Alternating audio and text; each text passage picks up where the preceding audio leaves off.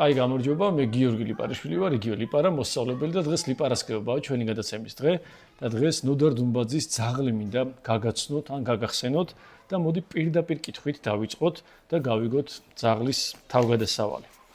მაშინ ასე, ნოდარ დუმბაძე ძაღლი.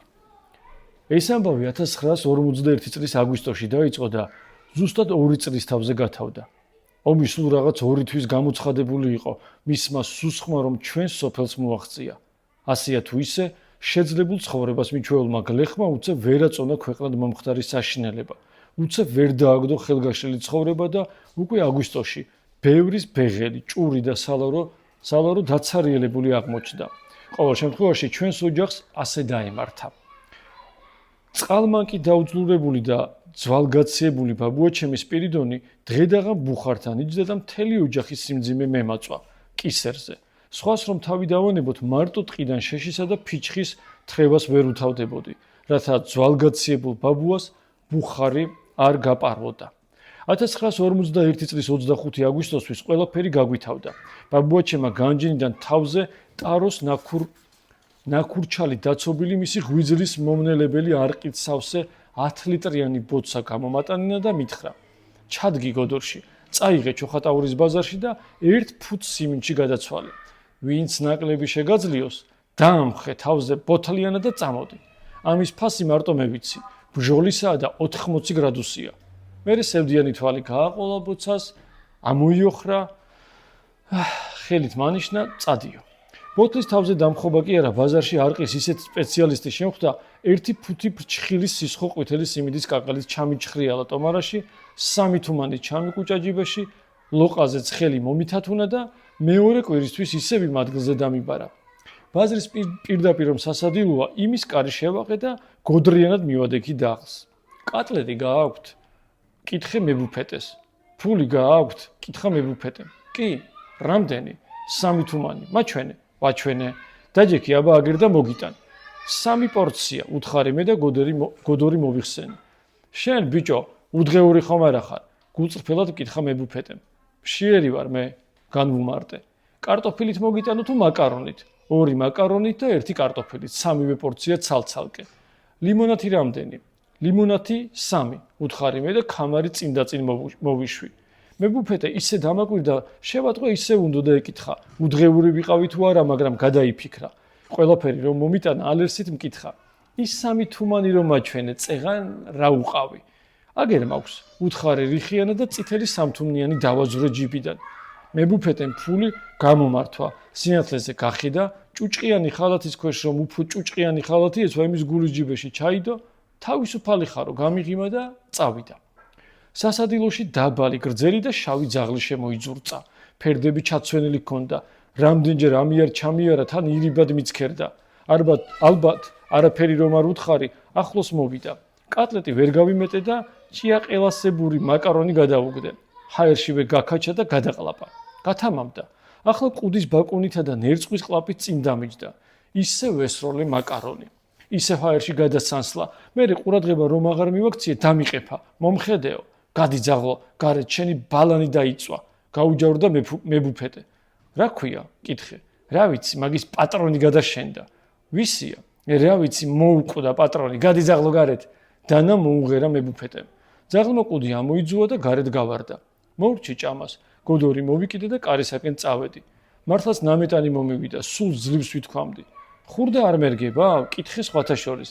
გადაყვები ზედ, მითხრა მებუფეტემ. სულ არა, ცადე ბედი. უბედურო შენი მარჩენალი უბედური. შეეცოდა ბაბუაჩემი მებუფეტეს. გარეთ რომ გამოვდიოდი, თვალი მოვკარი, ის ძაღლი ისევ შეიძურწა სასადილოში. სოფლის გზას დავადექი. 10 ნაბიჯი არ ჰქონდა გადადგმული, ძაღლის ენით აუწერელი კივილი მომესმა. უცებ შლიგინით ჩამიქროლა გადარეულმა ძაღლმა. ხიდის ქვეშ წყალში შევარდა, მერე ამოვარდა წყლიდან სილაზე დაგორდა და საცოდავ წყავს მოჰყვა. მოვიხედე, სასადილოს კარებში ცხვირ გარუმბებული მებუფეტე იდგა. ხელში ქვაბი ეჭირა, ქვაბს ოხშივარი ასდიოდა. დადუღრე? კითხე. არა, ფეხები დაუთბილე. გაიკრიჭა მებუფეტე.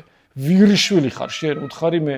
მებუფეტე გაშტერდა. მერე ქვაბი დადგა, მარჯვენა მკლავი დაიკაბეჭა და გალურჯებული სახით წამოვიდა ჩემსკენ. დამიცადე მანდ გოდორი ჩამოვდგი, დავიხარე და გზის პირას დაგორებული დიდი ქვა ავიღე. მებუფეტე მონუსხულივით შედგა. ერთხანს ასე იდგა. მერე სილუჯერ გადაუარა, თავის სინანულით გადაიქნია და სასადილოში შებრუნდა. ძაღლი ხიდის ქვეშ იწვა. ორივე თათი დამდუღრულ ცხვირპირზე ჩამოეფარებინა. წყალში გალუმპულს დროდადრო ასლუკინებდა და სიმწრის წყავწკავებდა. ახლოს რომ მივედი შემომიღრინა, დავაკვირდი. მარჯვენა თათიც დამდუღრული ჰქონდა. მომიშვი, უთხარი, ეს რა მიქენითო, შემომტირა წყნუტუნით. წინ ჩავუცუცქდი, მოლოდინში გაიტრუნა. დაუშავებელი მარცხენა თვალიდან ცრემლი ღვარად ჩამოსდიოდა. რა უნდა უყო ახლა ამას? გავიფიქრე. მერე ხალათი გავიხადე, პერანგის შუაზე გავხიე და წყალში დავალბე. თვალის ახვევა რომ დაუწყე, ისევ ატირდა. თათიც რომ შეუხვიე, ხელი ამილოკა. ვეღარ მოვითმინე, სილაზე დავჯექი და მეც ტირილი დავიწყე. ძაღლი რის ძაღლია, კაცის ტირილის მიზეზ თუ ვერ მიხვდა. მომიჩოჩდა და თავი კალთაზე დამატო. მახსოვს 14 წლის ვიყავი. გერვასი ჯაბუას თინა რომ გათხოვდა ნაბეღლაվել არსენას მაშვილზე, მაშინ ვინატრე პირველად ღმერთო ახლა მქენი 20 წლის დამ ანგელოზივით ქალს ამას როგორ გავატან მეთქი და ახლა ვინატრე მეორედ ღმერთო ახლა მებუფეტის ხნის მქენი და მერე მომკალი მეთქი და არასდროს ისი არ მინატრია ნატრის ასრულება როგორც ახლა ამ პატარა ხიდის ქვეშ. ვინაა ბიჭო ეს? კითხა გაკვირვებულმა ბაბუამ. გოდრიდა რომ დაფუფქული ძაღლი ამოვიყვანე და წინ დაუსვი. ძაღლია, უთხარი მე. რა უგავს ძაღლს? თქვა ბაბუამ და მიმქრალ ბუხარში შეაფურთხა. მებუფეტემ დამდუღრა. წუწკია ალბათ, გაამტყუნა ძაღლი ბაბუამ. შიერია, გავამართლე მე. მოხსენი მაგას ჭინჭები, მითხრა ბაბუამ. მოხსენი, ბაბუამ დაშავებულ ადგილზე დახედა. ცუდ დროს კი დაუმდუღრავს იმ უგვანოს. მარიამობისთვია ამ სიცხეში როდის შეუხორცდება. წადი, ერბო მოიტანე და დაადევი ზედ, ცოტას დაუამებს. თვალზე რა ეშველება თორემ თაც კი მოირჩენს ლოკვით. როგორც მითხრა ისე მოვიქეცი. დილით უკვე ჩვენს ეზოში ძაღლი ყებდა. მართალია ჯერ სუსტად და გაუბედავად, მაგრამ მაინც ყებდა. რა არ უძახეთ მე და ბაბუამ ძაღლს, ხან ჯეკა, ხან ბროლია, ხან ჯულბარსა, ხან რა და ხან რა. არც ერთ სეხმას არ გვცემდა. ძაღლის ნამდვილ სახელს რომ ვერ მივაგენით, უბრალოდ ძაღლო შევარქვით. ერთი თვის თავზე დამდუღრული თათიც და თვალიც მოუჩა. დამდუღრავ ადგილზე ახალი თოვლივი თეთრი ბალანი ამოუვიდა. ეს ბალანი ისე მოუხდა, სოფლის ბარე ორი ძაღლი ვერ გაეჯიბრებოდა სილამაზეში. სხვა მხრივ როგორც ძაღლი, სხვა ძაღლებისაგან მაინც და მაინც დიდი ნიჭიერებით არ გამოირჩეოდა. ეს კი იყო ბავშვებსა და ქალებს არ ერჩოდა. ჩვენს ერთადერთ კვერცხისმდებელ კისერყინტორა ქათამსაც ცნობდა. 1000 სხვა ქათამში გამოარჩევდა. თუმცა ძაღლმა ესეც თუ არ ქნა, მაშინ რაღა ძაღლია. კაცთაგან კი ბაბუასა და ჩემგარდა დედამიწაზე მისთვის სხვა კაცი არ არსებობდა. ეს კაცთმოძულეობა ალბათ მებუფეტემ რომ დამდუღრა, იმ დღიდან დასჩემდა. რამდენჯერ უთქვამთ მეზობლებს საყვედური, სპირიდონ ძალიან გვინდა მოსვლა, მაგრამ ამოგვიკვეთა ფეხი შენს ოჯახში, ამ უჯიშომ. მაგის შიშიც კვინჩა ვერ შემომჯდარა შენი ღობის სარზე, ან დააბიან გადააშენი აქედან. ბაბუა ისე დაუმეგობრა და ძაღლს უმალ მეგამაგდებდა შენიდან ვიდრე მას. შეშის მოსატანა თუ წამყვებოდა, ხანდახან ან წისქვილში ისიც ღამით თორემ სხვა დროს იწვა ბაბუა ფეხებში გაწვართული და მის განკარგულებას ელოდა. თვალები თაფლისფერი ჰქონდა, სევდიანი და ჭკვიანი. მოძრაობა ზანტი, მაგრამ საკმარისი იყო ხიდან ვაშლიან მსხალი ჩამოვარდნილიყო, შურდულივით მოსწყდებოდა ადგილს, ღორმა არ მიმასწროსო. მივარდებოდა ხის ძირში, აიღებდა ნაყოფს და ბაბუას მიურბენინებდა. ბაბუა თავის მხრივ ქეჩოში წავლებდა, ხელს ნაზად მოკაჩავდა, მადლობის ნიშნად, მერე ნაყოფს გათლიდა, გულს თვითონ შეჭამდა და ნათალს ძაღლს დაუყრდა და ისიც ისეთი სიამოვნებით მიირთმევდა, ბაბუას ხელიდან მიწოდებულ ნათალს თითქოს იმ ხის ძირში ვაშლი და მსხალი თავსაყარი არ ყოფილიყოს. ყურის გდებაც კარგი იცოდა. ძაღლმა მარტო მას შეეძლო ბაბუას 1000 ჯერ მონაყოლი ამბები წარფ შეუხრელად მოესმინა. რაც უფრო გრძელი იყო ამბავი, მით უფრო ყურადღებით ისმენდა. თან ისე შესციცინებდა თვალებში ძაღლი თითქოს ეხვეწებოდა თუ კაცი ხარ მაგამბიდან ერთი სიტყვა არ გამომიტოვოო. ერთხელ ასეთ საუბარზე შევისწარი ორივე. ომს შეურცხვა საქციელი ძაღლო თორე შენისთანაც ძაღლი მსხალს უნდა ჭამდეს? ეუბნებოდა ბაბუა და სინანულით იქნებდა თავს. ძაღლი თავის მხრივ ისე უკიცინებდა თავს თითქოს უდასტურებდა აბაო. დაგავიწყდა ხომ ძაღლო ხორცის გემო? ეკითხებოდა ბაბუა. კიო. თავს უქნებდა ძაღლი, მაგრამ ნუ გეშინია. ამშვიდებდა ბაბუა. ნუ გეშინია. გამოჩნდება ალბათ სადაცაა გოგიტას მამა არსენა და მოგხედავს კაცურად. რა სიტყვის შენ? ძაღლი არ იცნობდა მამაჩემ არსენას, მაგრამ თავს მაინც უქნებდა ბაბუას. არადა გათავდება ალბათ ეს ოჯახს დასაქცევი ომი განაგრძობდა ბაბუა. ეს სატკივარიც გამივლის ალბათ აბა რა ჭირი ეცემა. წამოვდგები, შენ ხარ ჩემი ბატონი, წავალ, ჩაუვარდები მუხლებში და კილო ჰიტლერის ხორცს რა არ გამომიმეტებს ჩემთვის და შენთვის? სტალინი არ გამოიმეტებს? ჰიტლერის სისხლითა და ხორცით უნდა გავძღეთ და დავთვრეთ იმ დღეს მე და შენ. ძაღლო, მაგრამ როდის დადგება მაგი დრო? როდის? ეკითხებოდა ბაბუა და ძაღლის კითხვით სავსე თვალებით შესცქეროდა თვალზე ცრემლო მომდგარ ბაბუას. ისხდნენ ასე მეგობრები მზე მომდგარ აივანზე და ფიქრობდნენ. ერთი ალბათ ომის დამთავრებასა და შვილის დაბრუნებაზე, მეორე კი ხორცზე. სხვა მხრივ ძაღლი ჩვეულებრივი ძაღლი იყო. ღამღამობით სხვა ძაღლებებით მასაც გარეთ ეძინა. მამლის ყივილის, კატის კნავილისა და ტურის ყივილის ყველა თავის მოძმესავით ყეფით ეხმიანებოდა. სოფლის ყველა ძაღლთან ერთად ისიც ყმუოდა, როდესაც სოფელში ვინმე ომში დაღუპულს შეიცხადებდნენ. სხვა ძაღლებებით ისიც უღრენ და დათვის ღელიდან ურმის თვალებით ამოგორებულ სავსე მთვარეს. ძუკნაობის დროს ისიც სხვა ძაღლებებით შარახვეტიაობდა და ისევე როგორც სოფლის ყველა ნაქებარი ძაღლი, ისიც ფეხაწეული აშარდავდა ბოსტანში ახლა დამობიბინებულ ნიახურს. ასე მისდევდნენ დღეებს.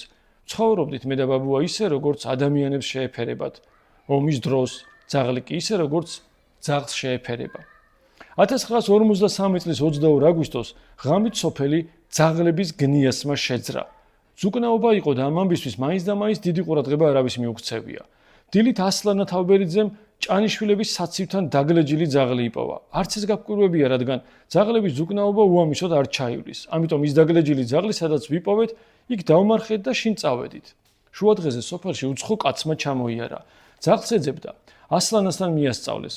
იმ საუბარს მეც დავესწარი. ჭირილე ვარ, მამალაძე, ხევიდან, გაეცნო უცხო. რაზე შეწუხებულ ხართ, ბატონო? კითხა ასლანამ. ძაღლს ვეძებ ჩემსას. ასე მითხეს დაგლეჯილი ძაღლი გიპოვიათ, ვითომ თქვენ და დაგიმარხავთ. კი, მე და ამ ბაღანამ დავმარხეთ. არ უნდა დაგვემარხა? რას ბრძანებთ? მადლობელი ვარ ჭირის უფლებისათვის, მაგრამ ის ადგილი უნდა მაჩვენოთ. წავყევით და ვაჩვენეთ. საფლავი ამოთხარა, ძაღლი ამოათრია და დააკვირდა. კი, ჩემია, თქვა ბოლოს დაბეჯითებით.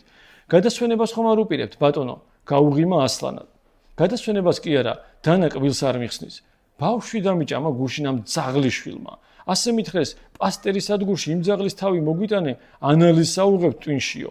თუ არა და ცოფის ნემსის გაკეთება მოგიწევთო. ჩემს თავს არ ვჩივი ასლან ბატონო, მუცელში 40 ნემსის გაკეთებას გაუძლებს ჩემი ბაიასავით გაკვეთლებული და უდღეული ბაღანა? ამოიოხრა კირილე მამალაძემ და ტომრიდან ნაჯახი ამოიღო. ასლანას აღარ დაველოდე, შემოbrunდი და შინ წავედი.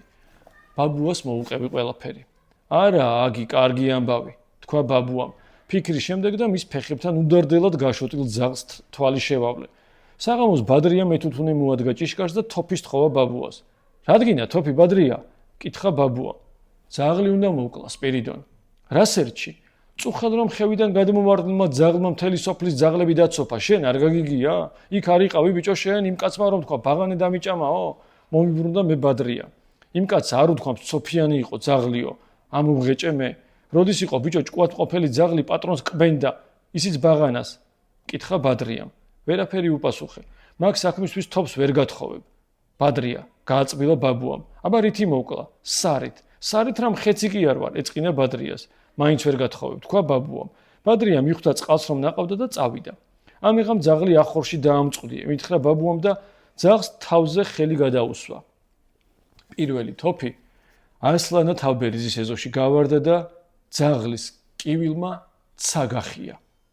რა რიცხვია დღეს ბაბუა? კითხა ბაბუა. 23 აგვისტო, უპასუხე მე. დაიწყო ბართლომეს ღამე. თქვა ბაბუამ და თავი ჩაქინდრა. პირველ თოფს მეორე მოჰყვა, მეორეს მესამე, მესამეს მეოთხე, თოფის ხმა გრიალით გადადიოდა ეზოდან ეზოში. ყმუილი, ყეფა, წყავწყავი, ყიჟინა, ბავშვების ტირილი, საქონლის ბღავილი, ყველაფერი ერთმანეთში აირია, გავარდა ბადრიას ეზოში. ალისტრახოს ეზოში, მერე ჩვენი ყურის მეზობლის, მაკარიას ეზოშიც გავარდა და ძაღლის კივილმა და წყმუტულმა დაანგრია ქვეყანა. ფილთა აქვს მაგ უღმერთოს და რა გაუძლებს ამ ძაღლის საცოდაობას, სანამ მაგას ხელმეორედ დატენის, თქვა ბაბუამ და აკანკალებული ხელები ყურებზე აიფარა. ერთ საათს გრძელდებოდა ძაღლების ეს აუწერელი ჟლეტა. 1 საათი გუგუნებდა ცადა დედამიწა ჩვენ გარშემო, 1 საათი ანგრევდა და აწყდებოდა გადარეული ჩვენი ძაღლი ღრენითა და კბილების ღრჭენით გარედან სარგაყრილ ახორის კარს. მერე ნელ-ნელა მიწყნარდა ხმაური. სადღაც უკანასკნელი თოფი გავარდა.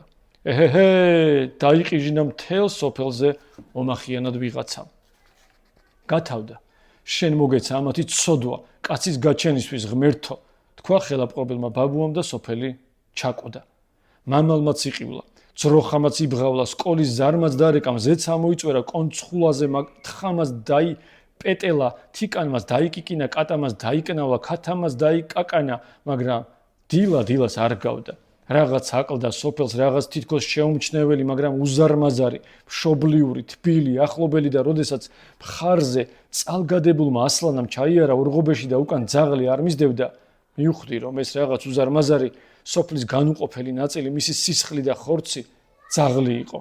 ჩვეულებრივი ძუკნა ძაღლი უძაღლოდ გათენდა 1953 წლის მარიამობის თვე ჩემს სოფელში. იმ დილით ჩვენი ძაღლი ახორიდან არ გამოსულა. არც დაუყეფია და არც საჭმელი უჭამია. სკოლიდან დაბრუნებულს ბაბუას ფეხებში დამხვდა გაშოტილი და თვალდახუჭული. მკვდარივით ეგდო. მუცელი ოდნავ უფეთქავდა და მხოლოდ იმაზე თუ შეატყობდი, რომ ცოცხალი იყო. რას შვება? ვკითხე ბაბუას. წუხანდელ ღამეს ინელებს, თქვა ბაბუა. ნუ გეშინია, ძაღლია და დაავიწყდება. დააყოლა ბოლოს და მერე ალერსით თავზე ხელი მოუთათუნა. ძაღლი არ განძრეულა. შებინდებისას ჭიშკარს ისევ ბადრია მეთუთუნე მოადგა, ნასვამს გავდა. საღამომ შვიდობისას პირიდან მიესალმა ბაბუას. გაგიმარჯოს ბადრია, უპასუხა ბაბუამ და რატომღაც ეზოში არ ჩამოიპატიჟა. სპირიდონ, ცოტა ყოყმანის შემდეგ დაიწყო ბადრიამ. ხალხი ჩივი სპირიდონის ეზოში წუხელ თოფი არ გავარდნილაო. რატომ უნდა გავარდნილიყო ბადრია თოფი ჩემს ეზოში წუხელ კალანდა იყო, ომი დამთავრდა თუ ჩემი ბიჭი არსენა დაბრუნდა. კითხა ბაბუა. ნუ გადაუდგები სპირიდონ სოფელს ძაღლის გულისათვის, მოკალი მაგი ძაღლი. ჩვენ რა შენზე ნაკლებ უჯიშოდ ძაღლები გვყავდა და თუ შენ ჩვენზე გულჩვილი გამოდექი. არ ვიზამ. მე ბადრია ისე რომ მოვკვდე და ჩემს ეზოში ძაღლმა არ დაიყმულოს. უთხრა ბაბუამ. სპირიდონ, მაგ რომ გაცოფთეს და ბაღნები დამიკბინოს, ნავც მივცემ შენს ოდას და შენ ჩი გამოგფუფქავ. თქვა ბადრიამ და ბარბაცით წავიდა. უკვე ბნელოდა, მაგრამ მე დავინახე როგორ გაფითრდა ბაბუა. ბადრია, დაუძახა უცებ. ბადრია შემოტრიალდა. ბადრია ლაწირაკო, ჭკუით იყავი. ნუ ჩამადენინებ ცოდვას და ნუ გამათობობინებ შენი ისლით გადახურული სახლის ნაკვერჩხალზე გამათბობინებ ამ გაციებულ ძლებს. არ ვიცი იმ წუთში სიბნელეში გაშეშებული ბადრია რას ფიქრობდა, მე კი ბაბუას სიტყვის ფასი რომ ვიცოდი, ბადრიას ადგილზე იმ ღამით არ დამეძინებოდა. შუა ღამისას ჩვენს ეზოში ბოლოში ორჯერ გავარდა ზედიზედ თოფი. ბოლო გასროლა ძაღლის ღრენა შერეული კივილი მოჰყვა. გუგახეთქილი წამოვარდი, თოფს ხელი ვტაცე და გასროლის ადგილას მივირბინე. ვიღაც ბარდებში გაშლიგინდა და თავქვე დაეშვა. ჩვენი ძაღლი ღობის ძირში იწვა და ჩუმად წკმუტუნებდა. ხელში ატატებული შევიყვანე ოდაში. ბაბუას ჭრაქი აენთო და ბუხართან იჯდა. თხის ტყავზე ფეხმორთხმული. ნატყვიარი გაუსინჯა ძაღლს, საფანს უკან ფეხში გაეარა. ჯერ სპირტით მობანა ჭრილობა, შემდეგ თუთუნი დააყარა და მაგრად შეუკრა. არაფერია, ძვალს არ გაკარებია, თქვა ბაბუამ. მერე ისე შეხედა ძაღლს თითქოს რაღაც უნდა კითხოსო. ძაღლმაც ისე შეხედა ბაბუას თითქოს რაღაც უნდა უთხრასო. ასე უცქერდნენ ერთმანეთს დიდხანს. ვინ იყო? კითხა უცებ ბაბუამ. არ ვიცი, უპასუხე მე. ამან კი იცის, მაგრამ არ გინდა ათქმევინო, თქვა ბაბუამ და ძაღლის თვალებზე ცრემლი მოსწმინდა. დილით ბაბუამ თავი აივანზე გამაყვანინა. ძაღლი ადგა, კოჭლობით გამოყვა და ფეხებთან დაუწვა. გადასახედზე იდგა ჩვენი ოდა და ბაბუა ახლა ისე უყურებდა სოფელს, გეგონებოდა თავი სოფელში კი არა, სხვის სოფელში იყო და სტუმრად მოსული და პირველად ხედავდა აქაურობას. ბოლოს მომიბრუნდა და ჩამწყდარი ხმით მითხრა: მართალია, ბაბუა, არ შეიძლება კაცი ძაღლის გულისთვის სოფელს გადაუდგეს. ადექი ახლა, აიღე თოფი, ჩააბი ბაწარი და ოღონდ მე ნუ გამაგონებ და ნუ დამანახებ, სოფლის გადაღმა გადაიყვანე. რა გავაკეთო მე რომ გადავიყვანო? კითხე მე და ვიგრძენი როგორ ამიკანკალდა ნიკაპი და როგორ გამექცა ქვედა ტუჩი სადღაც. რაც მთელმა სოფელმა გააკეთა, ის უნდა გააკეთო, შენს ბაბუა მითხრა და თვალი ამარიდა. ავდექი, თოფი მხარზე გადავიკიდე, ძაღლს ბაწარი ყელზე ჩავაბი და მოვქაჩი. არ გამომყვა. წამოდი ძაღლო, უთხარი და ისე მოვქაჩე, ისევ მოვქაჩე. ძაღლმა ფეხი აითრია და განწირული თვალებით გახედა ბაბუას. წაყევი ძაღლო, წაყევი. უთხრა ბაბუამ და ცრემლით სავსე თვალებზე ხელი აიფარა. ძაღლი წამომყვა. სოფელი გადავჭერით, მთავარი შარიდან გადავედით და მდინარისაკენ მიმავალი ბილიკით ფილაქნის ჩაშლილი ფერდი ჩავიარეთ. ძაღლი კოჭლობით მომდევდა და მთელი ამ ხნის მანძილზე ერთხელაც არ ამოუხედავს ჩემკენ. მდინარის პირას ჩავედით, ძაღლს ყელზე ბაწარი შევხსენი და დიდ ქვაზე ჩამოვჯექი. ცოტა ხანს ვიჯექი ასე, გული საშინლად მიცემდა, გული როგორც იქნა დაწყნარდა, თოფი გადმოვიღე მხრიდან, მაშინ ასწია თავი ძაღლმა და პირდაპირ შემხედა. თვალი ვერ გავუსწორე, თოფი გადავხსენი, ორივე გილზე ამოვიღე, სავაზნეებიდან და წყალში გადავყარე. თითქოს უზარმაზარი ტვირთი დამეგდოს, ისე გავიმართე მხრებში და თავისუფლად ამოვისუნთქე. ძაღლი გაუბედავად მომიახლოვდა და ხელი ამილოკა. უცებ მომწყდა ადგილიდან, წყალში გადავარდა, იდგაფუნა, იწუწავა და აადუღა ნაპირი. მერე ისევ ამოვარდა, იხტუნავა და ბოლოს ილა გაწყვეტილი გაგორდა სილაზე. მე დავინახე, როგორ გამოჟონა თეთრ დოლბანზე გახსნილი ჭრილობიდან სისხლმა. ძაღლს და როგორ წამოუვიდა ჭკვიანი თვალებიდან ცრემლი, მაგრამ თუ გნებავთ ახლა დავიფიცებ ხაწერამ, იმ წუთში ძაღლი იცინოდა. წადი ახლა შენ ძაღლო, სოფელ არიარო, ასე აყევი კალაშის პირს. ავიხარ შენ და გზაში არავის გადაეყარო, არ დაუღრინო, წაუწექი ყველას ვინც შეხვდება. ახლა ასია, საჭირო თორემ ცოფიანი ეგონები ვიღაცას და მოგკლავენ. წადი ძაღლო, ხომ ხედავ ჩვენ სოფელში არ დაგედგომება. წადი და არ დაბრუნდე. ხომ გესმოდა რა თქვა ბაბუამ, არ შეიძლება ძაღლის გულისთვის კაცი სოფელს გადაუდგესო.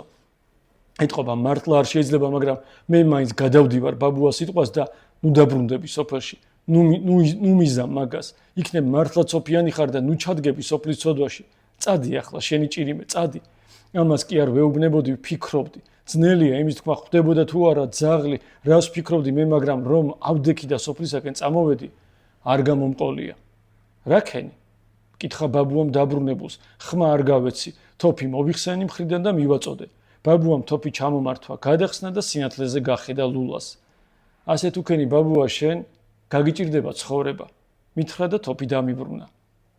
ერთი კვირის თავზე ღამით 6 სირაზის თხას ტურამში ბოსრში გამოღადრა ყელი. იმის მერე დღეს ვიღაცის საქათვიდან მელამ 2 დედალი წაათრია.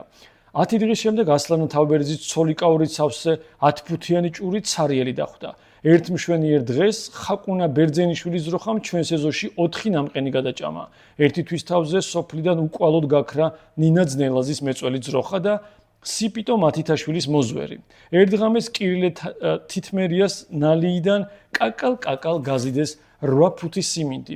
ბოლოს აკილვდა ხალხი, დაიწყო გადაკრული სიტყვები, ეჭვიანობა, წყევლა, სარების ზრობა ღობიდან და დედმამის სულის ტრიალი. აირია და შეწუხდა სოფელი.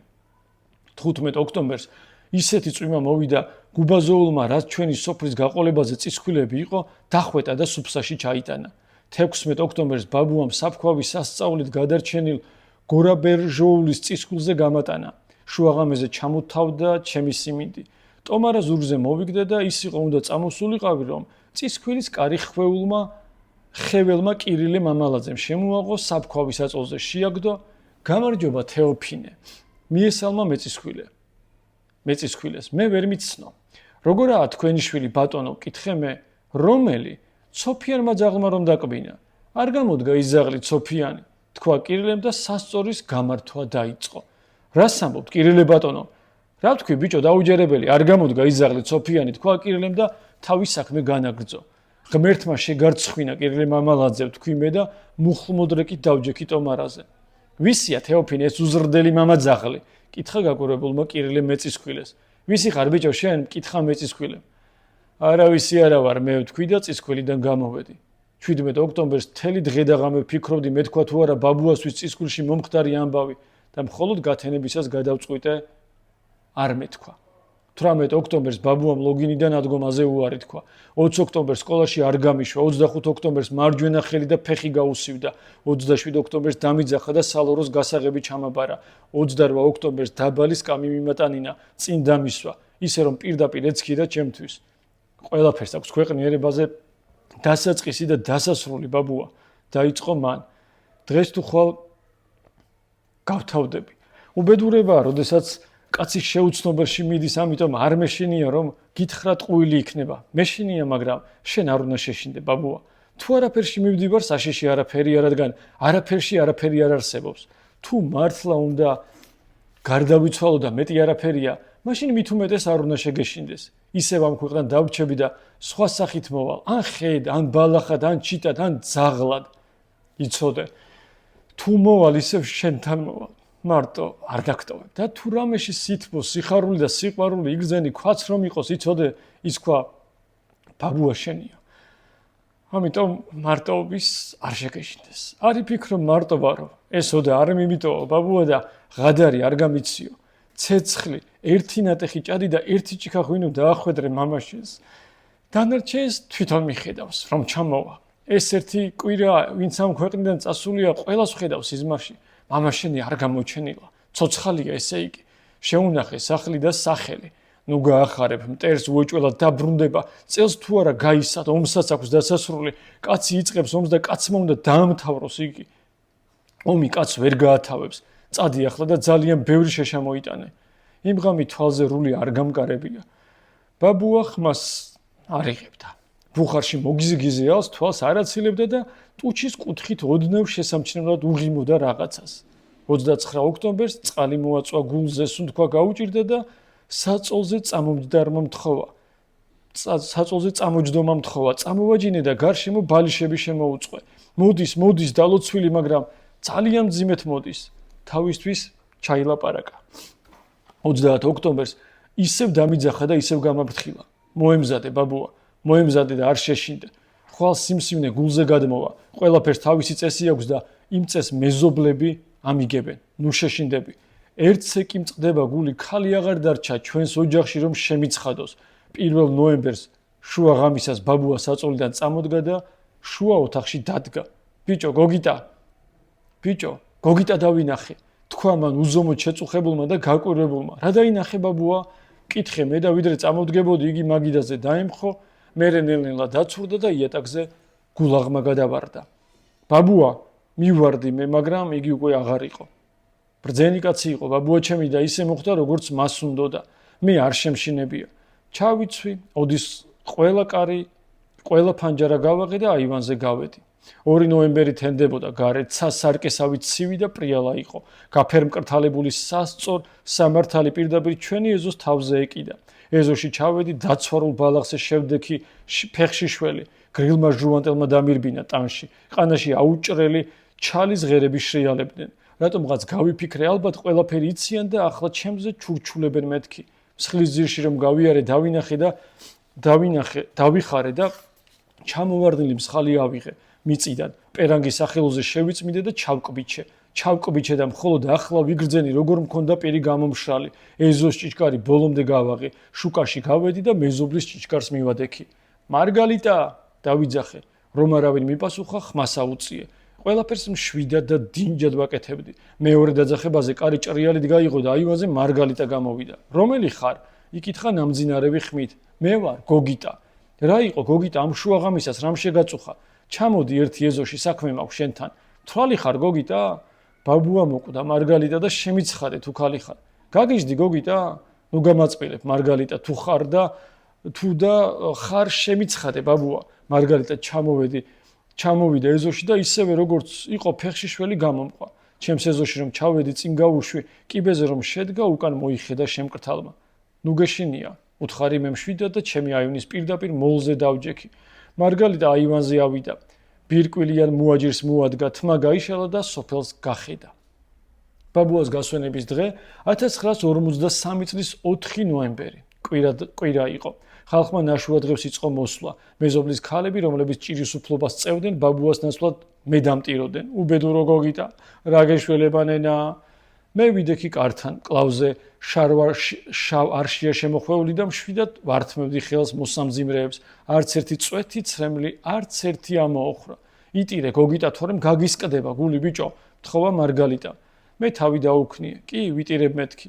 ხალხი მოდიოდა მოყრობის, მირონის, გვარებისა და უბნების მიხედვით, დაწყობილი. ყველა ჯგუფს წინ ბურბუშელას გვირგვინიანი 2 ბავშვი და ერთით მაგაშილი დედაკაცი მოუძღოდა.